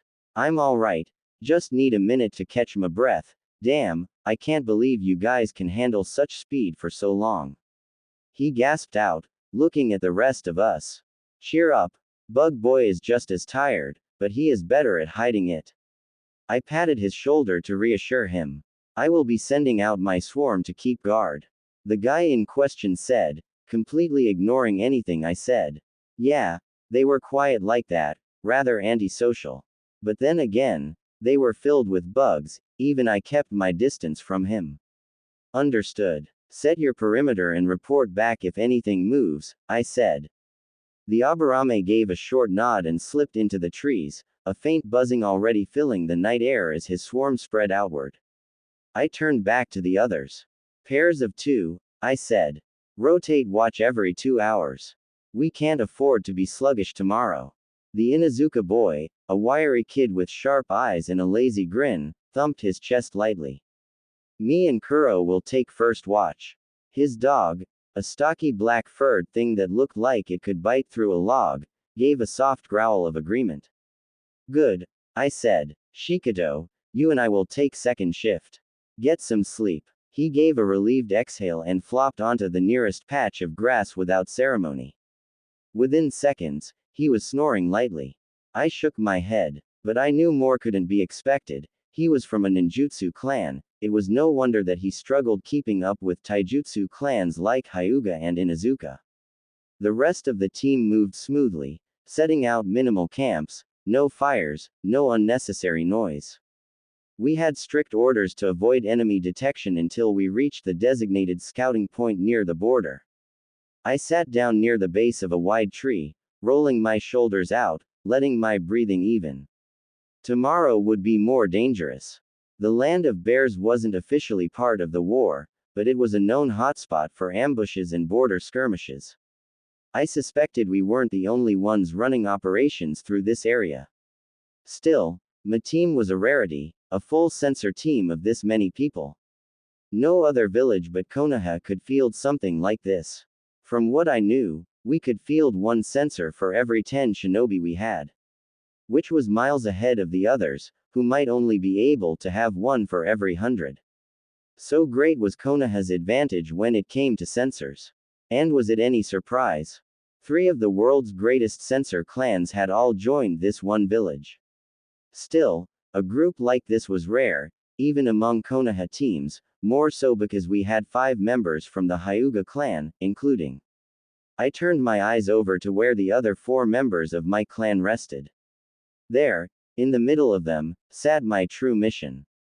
A young main house member, barely 15, dressed in practical traveling gear but wearing the unmistakable sash of status over his shoulder. His name didn't matter much, not to me, not to this mission. What mattered was that he carried the bloodline. His Byakugan was strong, his chakra well developed, and the elders marked him as important. Too important to risk losing to enemy hands. He wasn't here because of his skill. He was here because the main family needed him seasoned, needed him tested, and because the war demanded even the precious be thrown into the fire eventually. And if anything happened to him, it would be my head they demanded in repayment. I watched as he adjusted his gloves, smoothing the fabric with careful, precise fingers. He caught me looking and gave a short nod, polite, acknowledging the pecking order without resentment. Good. It would make things easier if he didn't argue when I ordered him to duck or run. A faint flare at the edge of my vision drew my attention. The Abarame's insects returning, tiny furs of chakra-forming patterns I could only read with my Byakugan. All clear. For now. I leaned back against the tree trunk, letting my muscles relax without fully dropping my guard. Tomorrow, we would have to cross the last stretch of no man's land between us and the front. Scattered patrols. Bandits. Maybe even Iowa shinobi if we were unlucky. Yet, it was my mission to ensure fighting was kept to a minimum, that we got past any and all enemies without them knowing we were even there. All while we still got close enough to spot them before they spotted us. Not particularly difficult, but it did carry risks. Luck was sadly a major factor in this kind of mission. After all, just because sensors were rare in the other villages didn't mean they didn't have any. And if our luck was really bad, we would run into one good enough to spot up as we spotted them. Information was key in this kind of war, so it was key to stop the other side from gaining it, which was also why we were such a large group. Should we encounter other tracking units, we are meant to eliminate them. However, precisely due to how precious sensors are to the enemy, they will be under heavy protection. Which means there would at least be one Jonin in their team. I was confident I could handle that, but should there be more than two? I would have to rely on my teammates, and that put the Byakugan at risk. War. Truly horrible. Do you see this, Hagoromo? Are you watching as the humans you entrusted chakra to use it for this? Killing. War. Do you regret turning against me? It was naturally too much to hope for the mission to go without problems. Though honestly it would have taken a damn miracle to complete it without combat at least a few times. Had we only needed to scout once, it wouldn't have been a problem, but given we had to continue scouring the area for a long time, we were bound to run into enemies. Bandits weren't a problem. They wouldn't be able to find us, and if we wanted to get rid of them, our resident bug swarm filled with all kinds of poisonous critters was enough to handle it from afar. No, even local shinobi weren't a big deal. A small place like the Land of Bears didn't have many elite fighters, and certainly not enough to risk taking on a team from Konoha.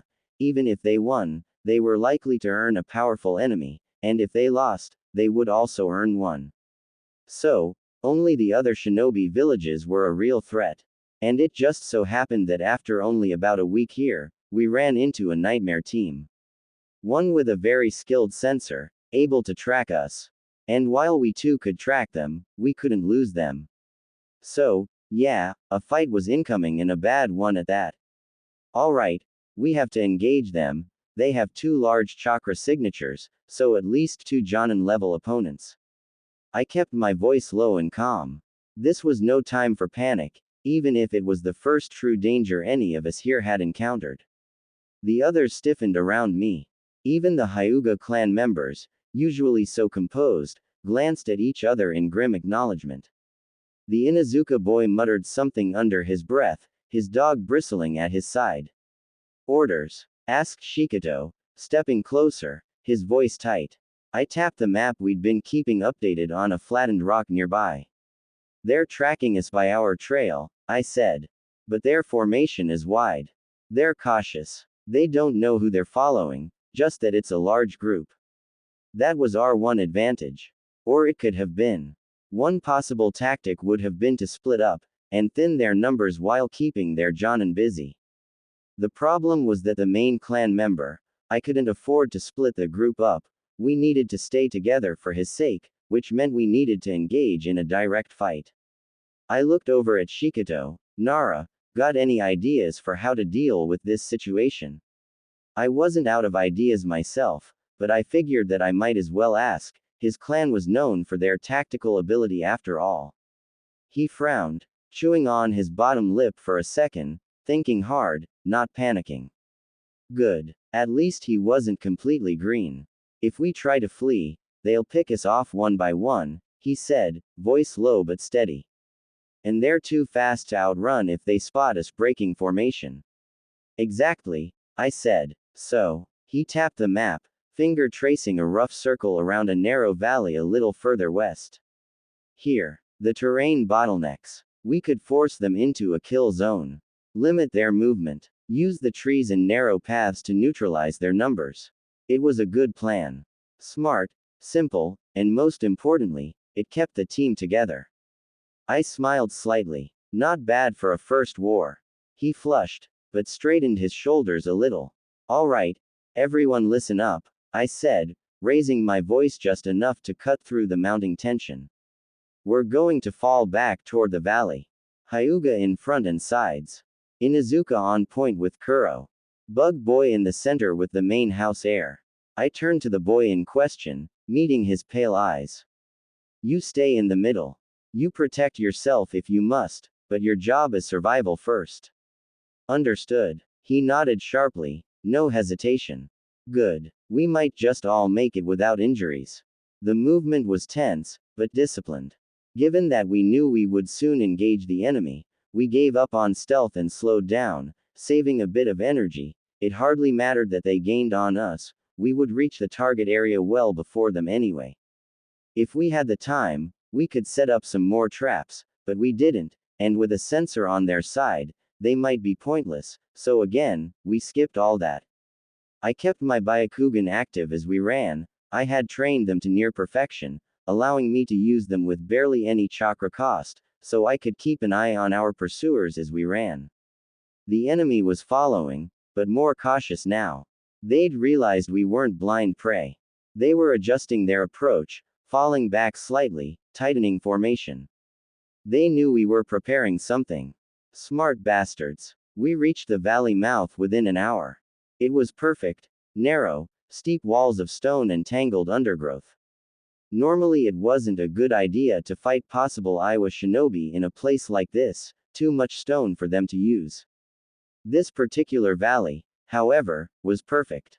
The undergrowth and thick vines covering the walls and ground made it difficult to use them against us. Any earth-style ninjutsu would get caught, which would at least slow down projectiles enough that we could dodge them. So while they might want to use ninjutsu, the best bet here was taijutsu.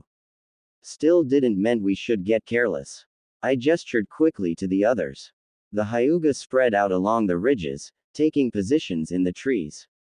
Shikato crouched low near a fallen log, hands already weaving into familiar shadow seals.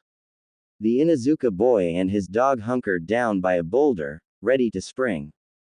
The Aburame released another cloud of his insects into the thick foliage, masking our scents and laying a silent trap. All was ready. Now we just had to wait. They were close. I watched them long before they reached the valley entrance. Before my Byakugan, their chakra signatures were stark against the world, bright flares moving with trained precision. 3 Jonin-level shinobi. 3 problems. I don't know how I missed the third before they came this close, but it was a problem. My side only had me with Jonin strength. I might be able to barely handle 2, but even if I was willing to show off all my cards, handling 3 wouldn't be easy. Not yet. I was only in my mid-teens, not yet in my prime. I wasn't as strong as I could be, my reach was not as long as it would be in a few years, and my chakra needed time to grow. And there weren't just the 3 of them.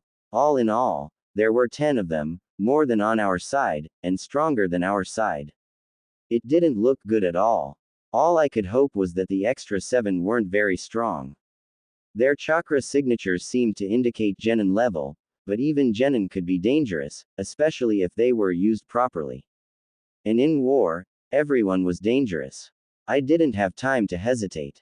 Prepare for engagement. I signaled quickly, flashing a few concise hand signs to the Hyuga on the ridge. We couldn't flee. We couldn't hide. We could only stand. The lead Jonin, a tall, heavy-set man brimming with stone chakra, moved into the valley first, flanked by the nimble woman with cutting chakra and the cautious sensor hanging back behind them. The 7 genin spread out like a net, trying to encircle the valley. I bared my teeth slightly.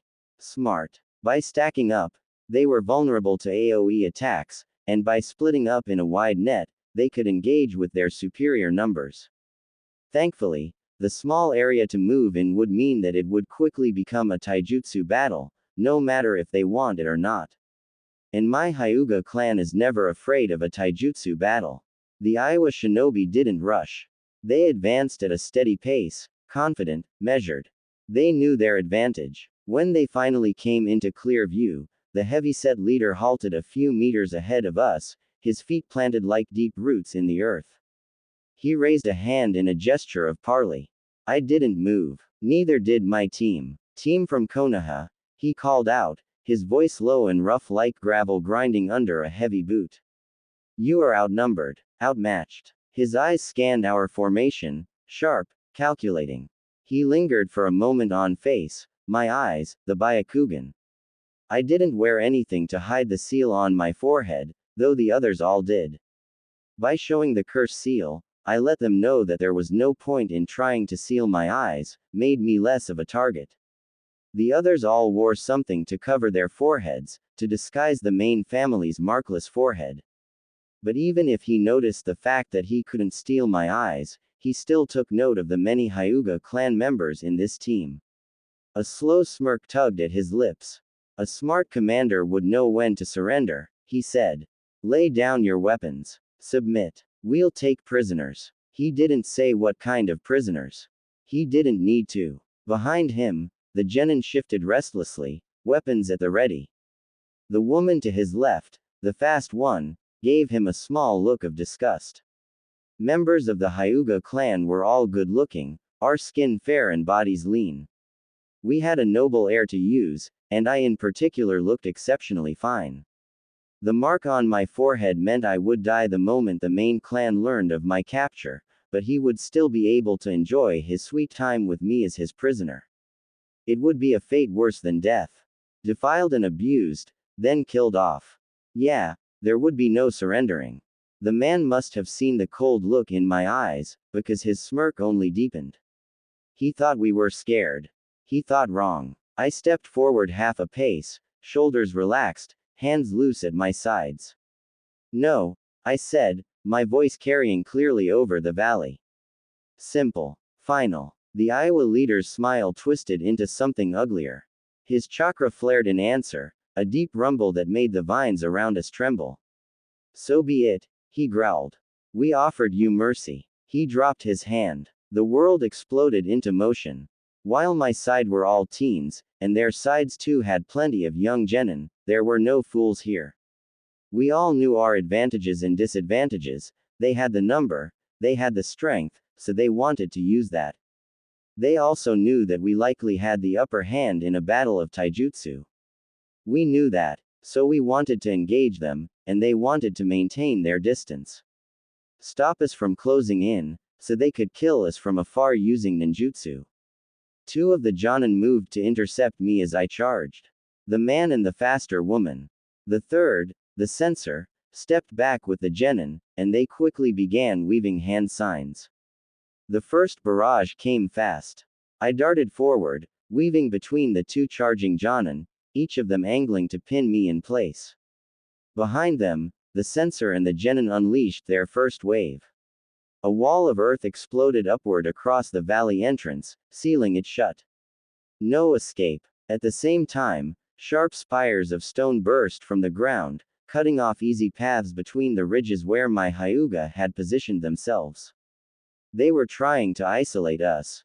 Crush us piecemeal. Smart. But not smart enough. I twisted between two rising pillars of stone, closing the last few meters between myself and the heavy Jonin. He swung, predictable, a hammer blow fueled by stone-reinforced muscle. I shifted my weight and ducked low under the strike, feeling the raw force of it pass over my head like a landslide. A second later, the fast woman blurred in from my right. I could see the sharp chakra coating her kunai. I turned with her strike, letting it graze the outside of my sleeve, and slammed my palm into her side, disrupting her flow of chakra at the ribcage. She gasped but didn't fall. I was forced to give up on the follow-up to that strike as the male was on top of me again, forcing me to dodge to the side, then low as a kunai flew through where my head had been moments before. Then I had to jump. I saw the earth under me glow with chakra, and no sooner had my feet left the ground before it transformed into a large spike, shooting straight up. The others used their Byakugan to evade the earth's spikes, allowing them to close in quickly. A swarm of bugs suddenly assaulted the 4 genin to the left, stopping them from using ninjutsu for a moment. Fang over fang. The Inuzuka roared as he and his ninkin transformed into 2 black swirls of teeth, claw, and death and shot across the valley, engaging the remaining genin, who suddenly found that dodging was difficult. None had paid much attention to Shikado, who now had a large shadow connected with them. One of the genin didn't move fast enough. The shadow snapped up his leg, locking him in place for a split second too long. The Inuzuka's fang tore through his side with a wet sound that made even the seasoned fighters flinch. He hit the ground hard and didn't get back up. 1 down. I didn't blame Shikado for letting the others get away. He was just a newly minted chunin, barely more than a genin. Being able to hold 5 other genin for even a moment was already impressive. And it allowed the Inuzuka duo to get in nice and close, which was perfect since it forced them to engage in taijutsu, meaning suddenly the only one free to use ninjutsu was our side as both Shikado and Bug Boy stayed back. All this happened in a single moment while I was mind air, all caught thanks to my Byakugan's omnidirectional vision. The sensor Jonin didn't seem particularly strong, so the 4 Hyuga clan members were able to hold their own, which thankfully meant we actually had a decent chance at getting out of this alley. However, everything depended on my ability to deal with these 2. Being midair wasn't good, it made me unable to move until I hit the ground. Jumping was often a last resort in combat. Yet, I was still an elite shinobi. While the gentle fist was my bread and butter, I still knew plenty of ninjutsu, and a particularly good one was substitution. Honestly, it was totally broken. I twisted midair, fingers flashing through the signs as quickly as I could manage: ram, boar, ox, dog, snake. Substitution jutsu. The air twisted around a huge stone-enhanced fist and a wind-enhanced kunai, both passing through where I had just been. But my body fared away, replaced with a piece of shattered vine that had been ripped free by the stone spikes. The woman's kunai sliced through empty air. I reappeared low to the ground, already sliding forward, momentum carrying me under her next swipe. Palm strike, right into her hip. I felt the tenketsu collapse under my touch. She staggered, her body locking up for a precious second.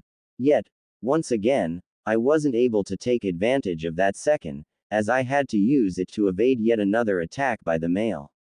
While I was faster and better than the woman in taijutsu, their teamwork was good, and they never gave me the time I really needed.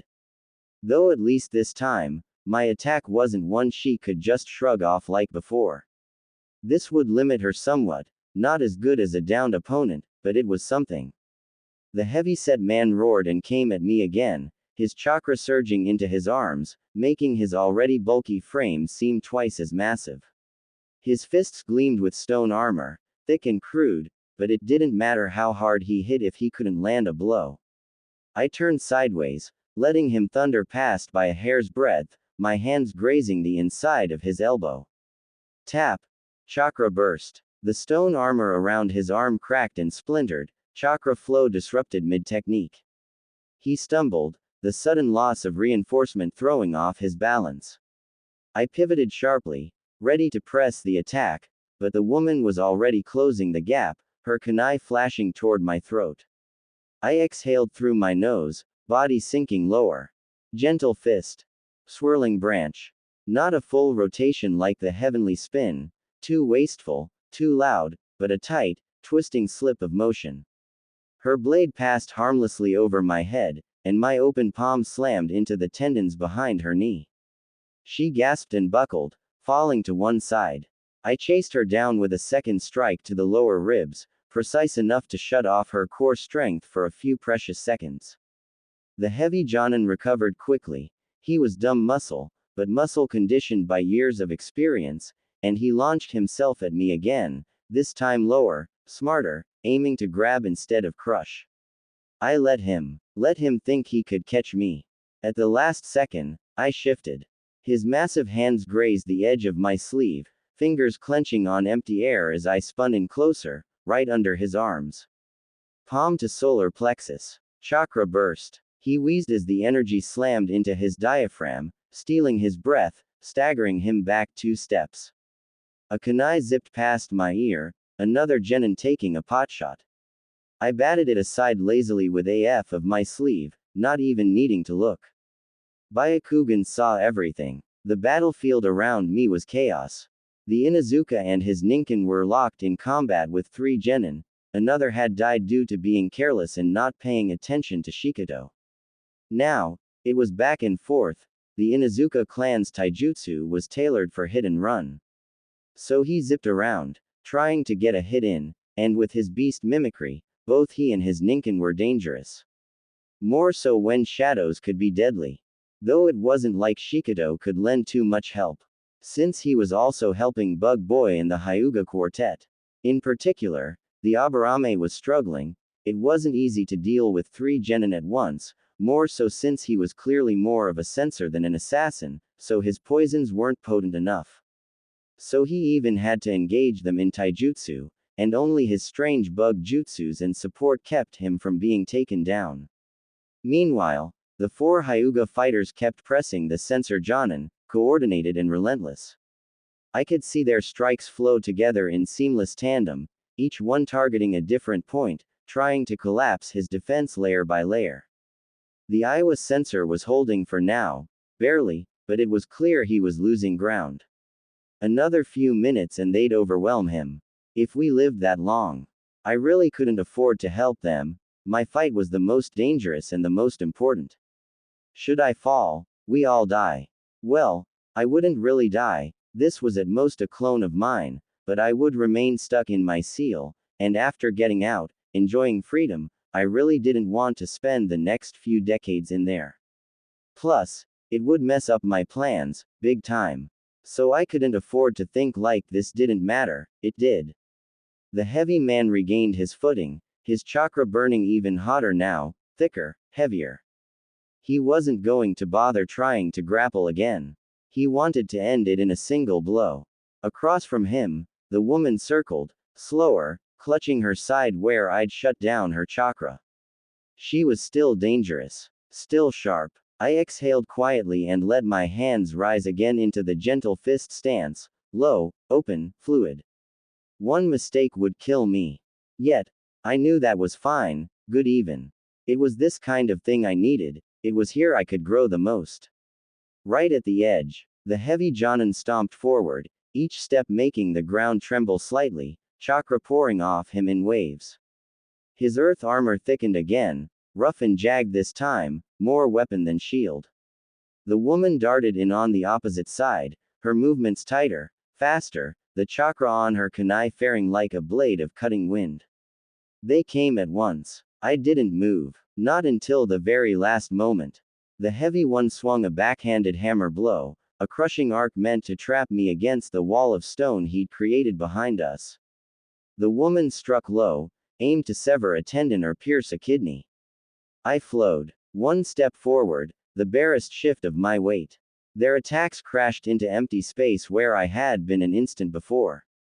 My palm slid under the heavy man's arm. Tap, tap, 2 bursts of chakra at critical joints. He grunted in pain, arm jerking stiffly. The woman twisted, trying to catch me on the counter. I let her overextend, and my fingers darted out, striking pressure points along her exposed side. She reeled, her speed faltering. Still not enough. A distant roar yanked my attention sideways. I fed my gaze across the battlefield, saw one of the enemy genin unleashing a huge jutsu. Earth release. Stone rain. Hundreds of sharpened stones filled the sky above the valley, chakra enhanced and deadly. They weren't aiming at me. They were aimed at the enemies he was attacking. It was a foolish move, he would be completely out of chakra, likely fall unconscious immediately. He would die, there was no doubt about it. But there was one problem. The main family heir. Panic burned through me. I couldn't allow anything to happen to him. The clan was merciless to those who failed their sacred mission. Even if I were favored, Even if my punishment wasn't too harsh, it would totally ruin my long-term plans. My body moved before my mind fully caught up. I blurred across the broken ground, dodging a desperate slash from the female Jonin, weaving between the heavy one's stumbling lunge. A spike of pain lanced across my ribs, someone else's stray kunai grazing me, but I didn't slow. I had to make it. The air stood frozen in the center, white eyes wide with horror, the incoming storm of stone reflected in his gaze. Too slow. He was too slow. I slammed into him shoulder first, knocking him off balance, sending him sprawling to the side. And then the world exploded around me. The first stones hit. Hard, fast. One tore a gouge along my thigh. Another clipped my arm, spinning me half around. I leaned into the spin. I moved my body. My chakra soared through me as I executed one of the most powerful techniques of the gentle fist. Heavenly spin. I didn't even need to shout it. My body knew the motion. Chakra burst from every tenketsu in my body, a perfect spiral, a shield of raw force and rotation that knocked the falling stones away. The spinning dome of chakra split the air with a thunderous crack, the earth trembling beneath my feet as fragments of stone shattered against the barrier and ricocheted harmlessly into the ground. When the last of the stones clattered to the ground, I let the spin collapse, my legs buckling slightly under the strain. Blood trickled down my thigh, down my ribs, warm and sticky. My arms ached. My lungs burned. But I stood between him and the enemy. The valley fell silent for half a heartbeat. Everyone, friend and foe, staring. The heavy Jonin cursed under his breath, adjusting his stance. The woman wiped blood from her mouth, eyes narrowed. Well, I will be damned. It would seem there is a rare prize among us today, someone from the main family, someone, unsealed. The man said, having seen through my action. I wasn't surprised, I would have been if they couldn't see through what I did, why I did it. I allowed myself to get hurt, and badly at that, all to save some chunin, it didn't make sense. Should I die? Everyone would, yet I risked everything for someone else, there could only be one reason for that. The heavy Jonin grinned, slow and vicious. That one's important, he rumbled. That one's worth dying for. The woman shifted her weight, adjusting her grip on the wind chakra kunai. Even the genin, battered and bruised though they were, started closing the net again, their fear buried under grim determination. They weren't trying to wipe us out anymore. They wanted prisoners. Specifically, him. And now that they knew who the real target was, they'd tear this valley apart to get him. I breathed out slowly, centering myself despite the burning throb of pain down my side. The Hyuga clan members got into position behind me, forming a diamond formation with the air in the center. The heavy Jonin stepped forward, fists tightening, earth chakra leaking off him like smoke. I'll offer you a deal, he said, voice mocking. Hand over the air. We'll let the rest of you live.